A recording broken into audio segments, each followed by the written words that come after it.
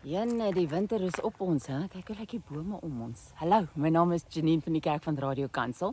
En onthou julle daai Sebastian Sawe wat die Londense marathon in onder 2 ure gehardloop het? As hardloper sê ek, "Wat?"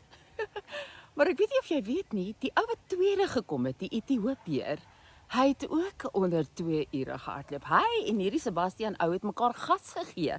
Dwars deur die wedloop en toe reg aan die einde het Sebastian weggetrek en toe nou gewen en nou ken ons sy naam en ons weet nie eers wie is die Ethiopiër se naam nie. Go figure. Maar die punt is dat hulle dit saam gedoen het en daar's iets omtrent die dinamika van twee mense wat saamgaan wat mekaar letterlik aanspoor tot beter. Bring die beste uit jou uit. Jy hardloop vinniger. Dit voel net of jy meer energie het net omdat jy jouself gauge met die ou hier langs jou, né? En nou sit ons as Christen in die bevoordeelde situasie dat ons die lewe saam met die God van die heelal doen. Meer as 100 keer in die Bybel op verskillende maniere staan daar dat hy met jou is.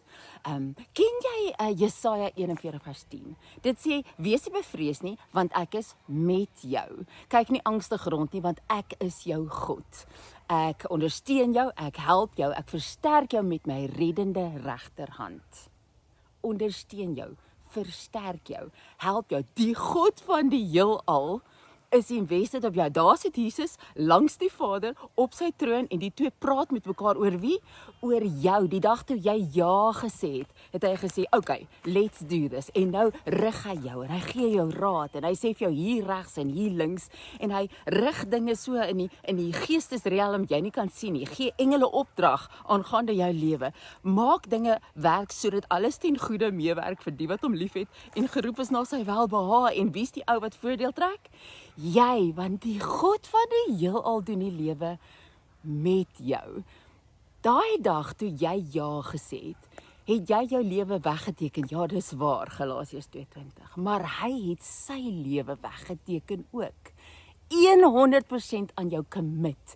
Toe hy aan die kruis gehang het hy gesê, nie net hier is my bloed nie. Hy het gesê, hier is my tyd en jy het my volle aandag. Solank as dit jy lewe en dan vir ewig daarna is jy deel van my bruid. Jy is die moeite werd om alles te maak meewerk. It blows my mind. Jy is letterlik besig om 'n marathon onder 2 ure te hardloop elke liewe dag. Hoekom? Want die God van die heelal is met jou. So, as jy enigstens gedink het jy gaan ooit weer eensaam of alleen wees, never gonna happen. Jy het sy volle aandag. So, saam, sal ek en die Here nou regtig gaan hardloop.